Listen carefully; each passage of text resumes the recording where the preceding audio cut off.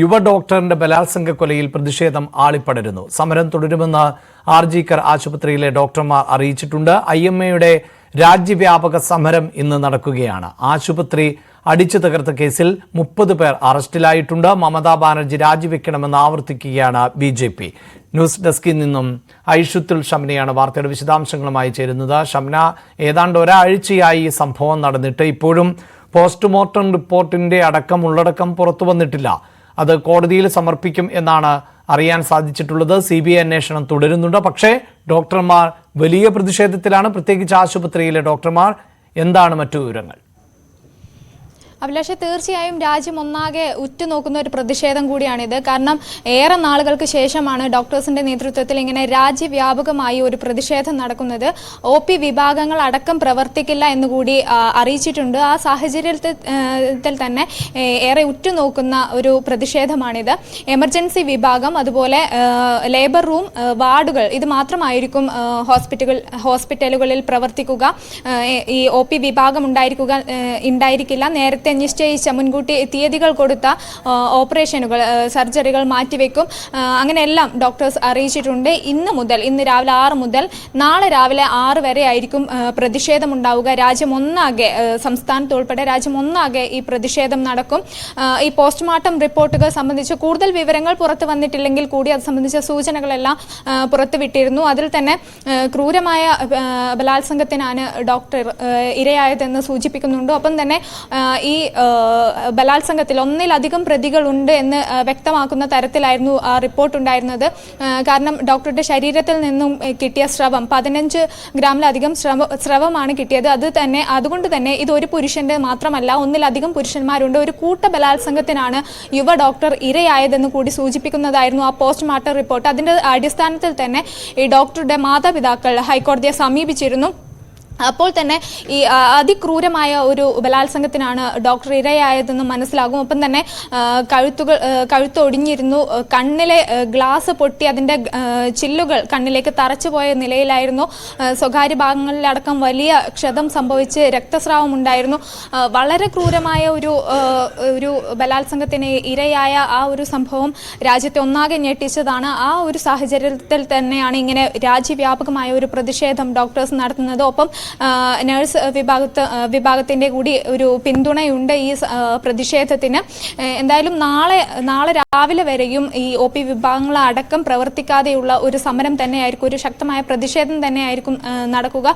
ഒപ്പം കഴിഞ്ഞ ദിവസങ്ങളിലായി ഈ കാർ ഹോസ്പിറ്റലിൽ, RJ കാർ ഹോസ്പിറ്റലിൽ അവിടെ പ്രതിഷേധം നടത്തിയവർക്കും പോലീസിനും നേരെ അടക്കം അക്രമം ഉണ്ടായി. അതിൽ 30 പേരെ അടക്കം അറസ്റ്റ് ചെയ്യപ്പെടുന്ന സംഭവമുണ്ടായിരുന്നു.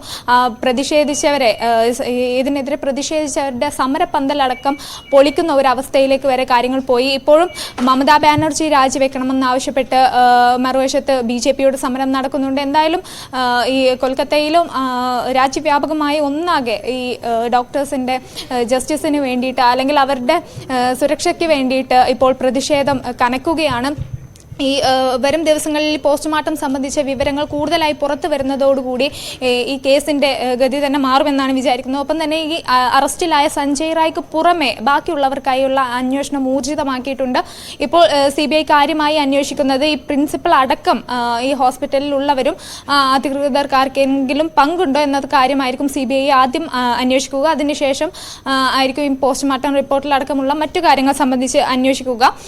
എന്തായാലും രാജ്യവ്യാപക ാണ് പ്രതിഷേധം ഉണ്ടാകുന്നത്. ഏറെ കാലത്തിന് ശേഷമാണ് ഡോക്ടേഴ്സിന്റെ നേതൃത്വത്തിൽ ഇത്തരം രാജ്യവ്യാപകമായ ഒരു പ്രതിഷേധം നടക്കുന്നത്. മുമ്പ് സംസ്ഥാനത്ത് ഡോക്ടർ വന്ദനാദാസിന്റെ കൊലപാതകത്തിന് ശേഷം സംസ്ഥാനത്ത് വലിയ രീതിയിൽ പ്രതിഷേധം ഉണ്ടായെങ്കിൽ പോലും രാജ്യവ്യാപകമായി ഏറെ കാലത്തിന് ശേഷം തന്നെയാണ് ഡോക്ടർമാരുടെ ഒരു പ്രതിഷേധം ഉണ്ടാകുന്നത്. ഈ OP വിഭാഗങ്ങൾ അടക്കം പ്രവർത്തിക്കില്ല എന്നത് തന്നെയാണ് ഈ പ്രതിഷേധത്തിന്റെ ഒരു ആക്കം കൂട്ടുന്നതും. ഈ നേരത്തെ മുൻകൂട്ടി നിശ്ചയിച്ച സർജറികൾ ഉൾപ്പെടെ മാറ്റിവെക്കുന്നു. എന്തായാലും ഈ യുവ ഡോക്ടർക്ക് നീതി കിട്ടണം. കൂടുതൽ പ്രതികളുണ്ടെങ്കിൽ അവരെ നീതിക്ക് മുമ്പിൽ കൊണ്ടുവരണം. ഈ അതിക്രൂരമായി ബലാത്സംഗത്തിന് ഇരയായ ഈ ഡോക്ടർക്ക് എന്തായാലും നീതി കിട്ടണം എന്നൊരാവശ്യം തന്നെയാണ് ഇവർ മുന്നോട്ട് വെക്കുന്നത്. ഒപ്പം തന്നെ സുരക്ഷിതമായി കഴിയേണ്ട ഒരു സാഹചര്യം, ഡോക്ടർക്ക് അല്ലെങ്കിൽ ഒരു സ്ത്രീകൾക്ക് സുരക്ഷിതത്വം ഉറപ്പാക്കുന്ന ഒരു സൊസൈറ്റി, ഒരു സമൂഹം, അത് തന്നെയാണ് വേണ്ടത്. അക്കാര്യങ്ങൾ തന്നെയാണ് ഈ സമരരംഗത്തുള്ളവർ മുന്നോട്ട് വെക്കുന്നതും. ഒപ്പം ഈ രാജ്യവ്യാപകമായ പ്രതിഷേധം നടക്കുമ്പോൾ വരും ദിവസങ്ങൾ ഓരോ തവണ ഡോക്ടേഴ്സിന് നേരെയുള്ള അതിക്രമങ്ങളും ക്രൂരതകളും വർദ്ധിച്ചു വരുന്ന സാഹചര്യത്തിൽ ഇത്തരം ആവശ്യങ്ങളൊക്കെ ഉന്നയിക്കാറുണ്ടെങ്കിൽ പോലും ഈ ഒരു അവസ്ഥ വളരെ ദയനീയമായി അത്തരം രാജ്യത്തെ ഒന്നാകെ ഞെട്ടിച്ചൊരു സംഭവമായിരുന്നു. കാരണം അതിക്രൂരമായാണ് ആ ഒരു വാർത്ത പുറത്തു വന്നപ്പോൾ തന്നെ രാജ്യം ഒന്നാകെ ഞെട്ടിയതാണ്.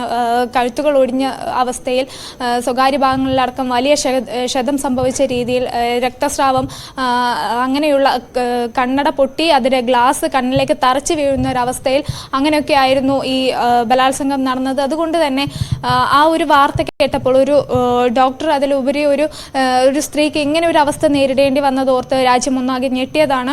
എന്തായാലും ഈ ഡോക്ടേഴ്സിൻ്റെ ഈ രാജ്യവ്യാപക പ്രതിഷേധത്തിന് അതിന് പൂർണ്ണ പിന്തുണ നൽകുന്ന തരത്തിൽ തന്നെയാണ് സമൂഹവും അതിനെ നോക്കിക്കാണുന്നത്. കാരണം ആ ഒരു കൊലപാതകത്തെ അത്ര നിസ്സാരമായി ഒരിക്കലും സമൂഹം കാണുന്നില്ല. അല്ലെങ്കിൽ ആ സംഭവത്തെ അതത്ര ഒരു ഒറ്റപ്പെട്ട സംഭവമായി കാണാൻ അങ്ങനെയാണ് സമൂഹം നോക്കിക്കാണുന്നത്. അതുകൊണ്ട് തന്നെയാണ് ഈ പ്രതിഷേധത്തിനെതിരെ മറ്റൊരു തരത്തിലുള്ള കേസുകളും റിപ്പോർട്ട് ചെയ്യപ്പെടാത്തത്, അല്ലെങ്കിൽ അതിന് ഈ പ്രതിഷേധത്തിനെതിരായ മറ്റൊരു അഭിപ്രായം വരാത്തതും അതുകൊണ്ട് തന്നെയാണ്. എന്തായാലും നാളെ രാവിലെ 6 വരെ ആയിരിക്കും ഈ പ്രതിഷേധം ഉണ്ടാവുക.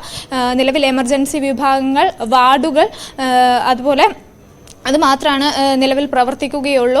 ലേബർ റൂം മാത്രമാണ് പ്രവർത്തിക്കുകയുള്ളൂ. മറ്റുള്ള OP വിഭാഗങ്ങൾ, നേരത്തെ മുൻകൂട്ടി നിശ്ചയിച്ച സർജറി, അതെല്ലാം പ്രവർത്തിക്കില്ല. ഇന്ന് രാവിലെ മുതൽ തന്നെ 6 മണി മുതൽ തന്നെ സംസ്ഥാനത്തടക്കം പ്രതിഷേധം ശക്തമാക്കിയിട്ടുണ്ട്. ഒപ്പം തന്നെ കഴിഞ്ഞ ദിവസങ്ങളിലായി ന്യൂയോർക്കിൽ, ലണ്ടനിൽ ഉൾപ്പെടെ പ്രതിഷേധങ്ങൾ നടന്നിരുന്നു. അപ്പോൾ രാജ്യമല്ല ലോകം ഒന്നാകെ തന്നെ ഇതിന് പിന്തുണ അറിയിച്ച് രംഗത്തുണ്ട്. അത് തന്നെയാണ് ഇത് വ്യക്തമാക്കുന്നതും.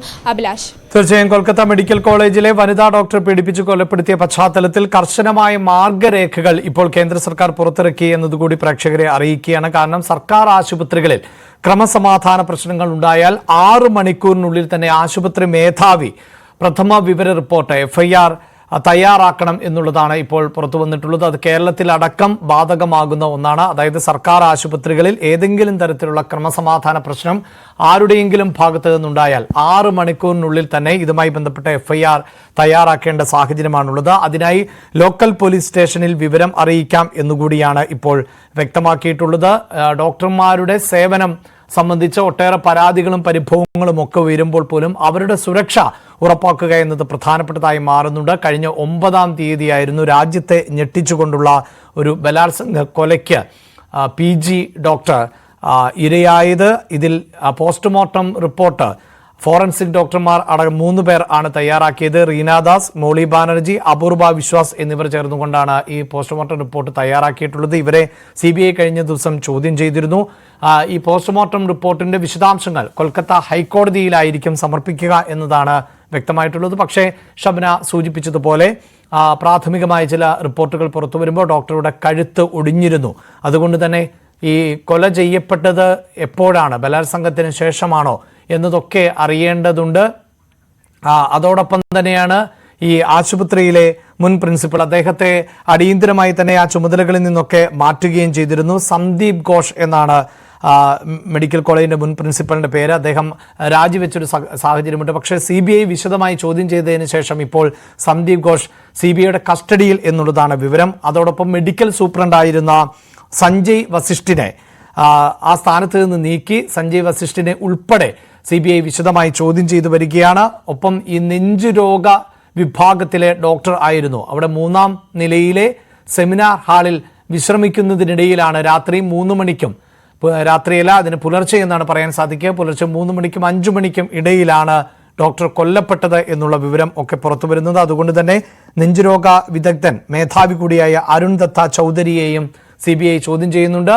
അതിൽ മറ്റൊരു കാര്യം എടുത്തു സൂചിപ്പിക്കേണ്ടത്, മമതാ ബാനർജിയുടെ രാജി ആവശ്യപ്പെട്ടുകൊണ്ട് BJP അതിശക്തമായ പ്രതിഷേധമാണ് നടത്തുന്നത്.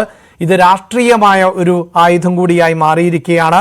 ഇടതുപക്ഷം ഉൾപ്പെടെ കഴിഞ്ഞ ദിവസം ഹർത്താലിന് ആഹ്വാനം നൽകിയിരുന്നു.